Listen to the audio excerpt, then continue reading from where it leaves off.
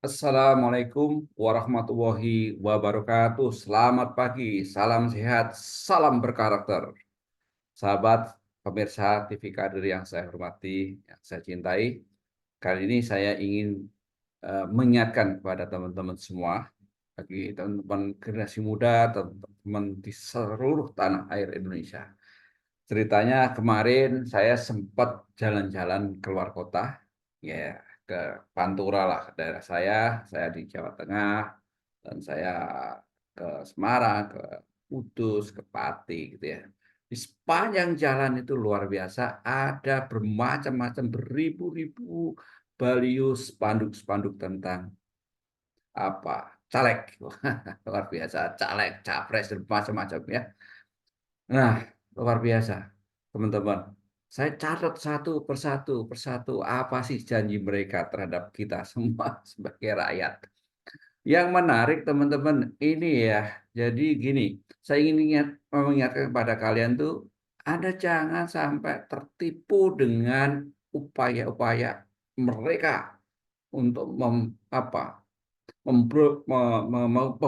mempengaruhi mempengaruhi cara berpikir Anda ya, akhirnya Anda memilih dia hanya karena kata-katanya, ya jangan ya, macam-macam. Ya, ada yang mengatakan, "Kalau kami menang, bers rakyat sejahtera." Ah, Belgedes ya. Itu kata-kata lama yang sudah lama sekali. Dulu 10 tahun, 15 tahun lalu juga begitu, rakyat sejahtera, ya. Ada yang mengatakan di bawahnya dia, saya berjuang untuk rakyat." Rakyat yang mana ya, berjuang untuk kepentingan diri sendiri gitu kan, gitu ya. Nah, yang juga ada yang mengatakan, "Wah, siap membantu rakyat." Bantu apanya nih, ya kan, gitu ya. Bantu apanya yang akan dibantu, ya. Bantu memprovokasi, oke. Ya, kalau kami menang, rakyat senang loh, sekarang sudah senang, ya. Jadi nggak usah nunggu nanti. Sekarang kita senang-senang itu bukan karena kekayaan, karena mereka, tapi senang itu karena hati Anda, cara berpikir Anda itu menjadi senang. Ya, itu. Kami menang, Indonesia maju. Lah, majunya dari mana? Dari dulu ya kayak gitu-gitu janjinya ya. Kuno itu, janji kuno ya. Oke. Kemudian ada, oh, kami menang sekolah gratis. Wah, ya sudah ada yang gratis. Sekarang kan ada provinsi yang gratis, ada beberapa yang gratis ya di beberapa ibu kota sudah menggratiskan banyak hal ya di kota Jakarta khususnya ya. Kemudian ada caleg di daerah yang dia bilang begini, caleg daerah siap berjuang untuk kepentingan rakyat. Maksudnya caleg daerah karena dari luar daerah itu ada yang nyalek di daerahnya. Jadi dia membangun opini bahwa kalau yang daerah itu bisa memperjuangkan daerahnya gitu kira-kira ya. Nah, ini juga Anda harus cermati apa betul kan gitu ya. Kemudian ada lagi yang mengabdi sepenuh hati. Waduh, mengabdi sepenuh hatimu. Ini juga seperti apa mengabdi sepenuh hati, nanti kalau sudah sampai sana lupa, ya halo, terima kasih. Bahkan kadang-kadang terima kasihnya nggak jelas ya, betul terima kasihnya itu mestinya kan undang-undang yang pro kepentingan rakyat, kepentingan kita semua, baru kita bisa sejahtera, kan begitu ya. Ada yang mengatakan BPJS gratis. BPJS gratis nggak usah nanti itu kapan pun bisa tuh ya. Sekarang juga sudah mulai gratis, bukan gratis ya, murah lah gitu ya, oke. Tapi yang memberikan seperti itu dicatat itu. Nanti kalau dia bohong, kita recall. Bisa nggak itu kita merecall ya? Kan nggak bisa ya. Kemudian ada yang mengatakan gini, yang muda bergerak. Waduh, yang mudah bergerak, artinya di tagline-nya yang mudah bergerak. Loh, nggak usah nunggu nanti. Kalau Anda yang muda-muda, yang sekarang itu bergerak. Sebagai pemuda Indonesia ini bergerak karena pemudanya. Jangan melempem, ya. Pemudanya harus bergerak. Nah, tapi bergeraknya dengan tegas, ya. Kemarin saya mendapatkan informasi bahwa banyak anak-anak BEM itu bergerak, wah itu saya suka, itu saya top itu ya. Oke, yang muda bergerak, pembela rakyat, wah pembela rakyat, wah, luar biasa ini tagline-nya, janjinya itu pembela rakyat. Membela rakyat yang mana? Rakyat yang dibela. Nah, nanti nggak tahu ya rakyat yang sebelah, yang segelintir rakyat yang akhirnya punya uang ratusan triliun, yang konon 10 rakyat itu kekayaannya sama dengan 100 juta rakyat. Berarti 10 rakyat sama dengan kekayaannya sama dengan 100 juta rakyat. Ini ada informasi yang seperti itu. Nah, ini yang perlu kita cermati. Apa itu yang maksudnya berjuang tadi, ya kan? Nah, ada juga menang bangun kampung. Jadi kalau menang dia akan baru sekarang dia nggak mau bangun kampung karena belum menjadi anggota dewan. Maksudnya itu gajinya nanti diserahkan ke rakyat untuk di kampung. Maksudnya ya melalui kebijakan. Nah, kebijakannya kalau kecil, kalau nanti nggak masuk di dalam eh, apa namanya anggota dewan, ya akhirnya itu suara sia-sia untuk nyoblos, karena nyoblos dia, wah suara saya ternyata orangnya nggak jadi, sia-sia, ya sia-sia. Jadi anak muda maju, Indonesia maju, wah itulah sama ya pesannya. Jadi katanya teman-teman ya pesannya itu atau janjinya itu nggak unik gitu ya, nggak ada terobosan menurut saya. Nah, jadi nggak menarik untuk saya lihat itu normatif gitu ya. Wah, berjuang untuk rakyat, kesehatan maju, pokoknya serba inginnya itu Anda dibohongin, ingin Anda diprovokasi lagi supaya milih dia, ya kan? Nah, itu. Tapi yang saya lihat nggak ada satupun yang mengatakan janjinya saya demi Allah, oh, aduh, saya tidak akan korupsi. Kalau saya korupsi, silakan tembak saya. Oh, itu nggak ada itu. Itu yang saya cari. Jadi kalau ada yang seperti itu, saya rekomendasikan. Itu orangnya yang patut Anda pilih dan Anda amati. Kalau betul-betul dia nanti jadi dan jadi koruptor, seperti yang kemarin itu yang luar biasa banyaknya anggota dewan yang tersangkut dengan korupsi, tinggal kita tembak. Gitu. Ya itu, teman-teman, kita memang agak ribet ini ya, agak ya termasuk saya. Ini nggak mudah untuk menentukan siapa orang yang harus kita pilih. Nah, ini sahabat. Memang ya, saya melihat begini, teman-teman. Jadi kalau setiap pemilu itu selalu eh, banyak pihak yang seakan-akan di persimpangan jalan gitu. Ini ada contohnya capres lah, 3 kandidat. Saya pilih nomor 1, nomor 2, atau nomor urut 3. Ini bingung, ya. Bahkan ada termasuk eh, tangga atau orang yang dekat saya bingung milih yang mana ya. Nah, ketika milih mana karena nanya ke saya ya sesuai saya sarankan, ya pilihlah sesuai dengan hati nurani Anda dan kriterianya itu begini begini begini, ya itu bolehlah ya saya mereferensi, tapi terserah pilihan Anda karena Anda punya hak veto untuk menentukan. Tapi teman-teman, setengah menit saat Anda dipilih itu akan membuat keputusan negeri ini menjadi negeri baik dan negeri tidak baik karena Anda terlibat di situ. Ah, ini penting, ya.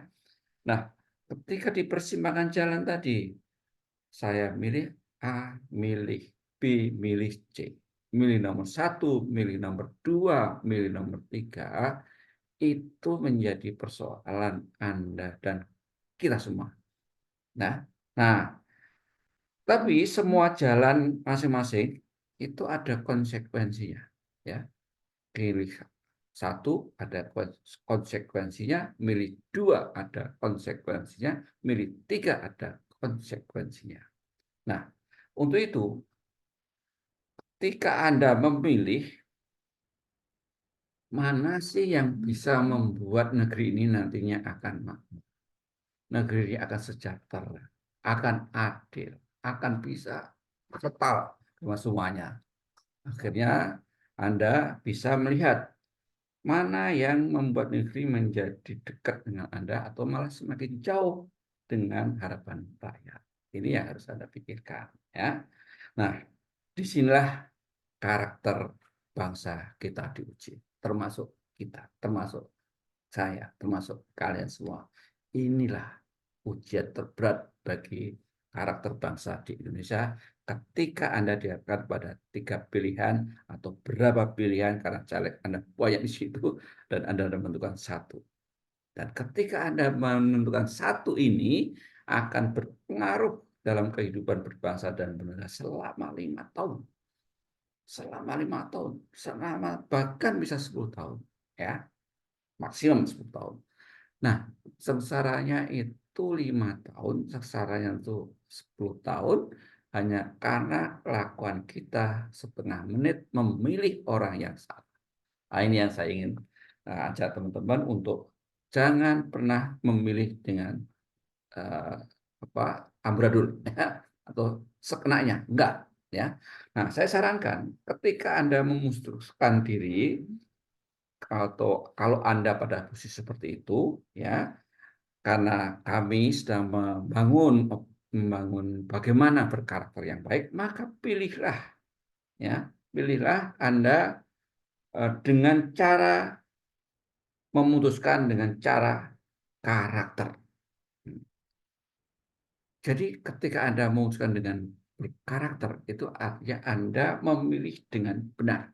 Nah, tapi sebaliknya jika Anda memutuskan tanpa karakter, nah ini banyak. Terima uang, terima janji, dia karena orang dekat Anda, orang saudara Anda. Pokoknya alasannya adalah karena emosi, bukan rasional. Ya, kadang-kadang Anda, oh kemarin kan orangnya kelihatan baik, jangan. Nah, ini bahaya. Nah, itu yang namanya pendekatan karakter dalam memilih. Ya, nah masalahnya apa Pak? Yang disebut karakter. Itu karakter itu adalah orang yang betul-betul kuat, kokoh, tidak mudah digoyahkan. Nah, ini karakter. Jadi, Anda disebut bangsa yang berkarakter atau orang yang berkarakter jika kualitas sikap dan perilaku kita tidak mudah goyah dalam situasi apapun. Kokoh, saya dimintain nyoblos dia hanya karena saya dikasih uang 100.000. Nah, itu namanya orang nggak berkarakter, tahu nggak? Dan orang yang nggak berkarakter itu adalah orang yang merusak negeri. Yang akan menjadi perusak negeri adalah orang yang tidak berkarakter. Nah, ini teman-teman. Jadi Anda disuguhkan berbagai macam baliho dengan kata-kata yang indah, ya. Tapi ingat, Anda punya keputusan. Ya. Tapi ketika Anda memutuskan untuk yang penting saya terima uangnya. Nanti saya coba siapa yang memberi uang. Ini Anda termasuk orang yang tidak berkarakter. Dan ini akan menjadi pengecut negeri ini. Karena Anda menerima uangnya, alasannya, dan Anda punya prosedur. Ya, ini menjadi bangsa pengecut, bangsa yang tidak berkarakter, karena rakyat semuanya hanya mau menerima uang dan menyoblos karena uang. Bukan karena pilihan dari hati nurani. Nah, lantas gimana Pak? Saya nggak ngerti cara memilih di luar orang yang tidak ngasih uang. Saya nggak sarankan bahwa Anda terima uang, boleh, kemudian pilih yang lain saja. Saya nggak menyarankan itu. Sebaiknya tidak. Kalau toh Anda orang berkarakter, Anda terima uang, karena dipaksa, kasih fakir miskin. Kasih orang yang lebih berhak. Kalau lebih berkarakter, mohon maaf, saya tidak mau terima itu karena saya bisa hidup tanpa uang itu. Saya akan memilih orang yang terbaik untuk 3 calon capres, 15 calon caleg, dan Berapa itu yang Anda temukan di caleg itu. Dan niat insulnya teman-teman, niat insulnya ya, niat Anda. Ketika Anda memilih, itu Anda berikhtiar betul ya bahwa bangsa ini akan lebih baik dari tahun-tahun sebelumnya karena pilihan Anda. Nah, teman-teman, sahabat TV Kader Bangsa yang saya hormati, temuan saya di beberapa lapangan tadi hanya sekedar mengingatkan saja kepada diri saya dulu dan kepada tentunya teman-teman pemirsa, saya ingin sekali bahwa kalian yang di mana-mana ini jangan pernah memiliki cara terburuk di dalam memilih ya. Ini momen yang paling tepat untuk melakukan sebuah revolusi. Ya, revolusi jangan hanya revolusi mental, tapi ini revolusi spiritual. Jadi lakukan yang terbaik. Kendalikan emosi Anda, pilih yang terbaik dengan hati, dengan pikiran ya. Nanti Anda akan mendapatkan sesuatu yang terbaik untuk negeri, termasuk saya. Jadi, sahabat TV Kader Bangsa yang saya hormati, yang saya cintai, marilah kita merapatkan diri kita untuk mencoba melakukan perubahan di dalam cara kita memilih. Tidak hanya sekedar terima uang. Karena ini akibatnya 5 tahun akan sengsara. Ya,